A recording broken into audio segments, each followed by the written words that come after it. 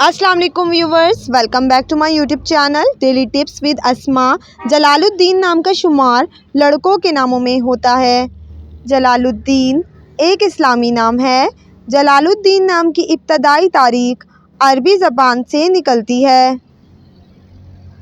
जलालुद्दीन नाम के लड़कों के लिए खुशकिस्मत नंबर 6 माना जाता है। जलालुद्दीन नाम का मतलब है ईमान की अज़मत।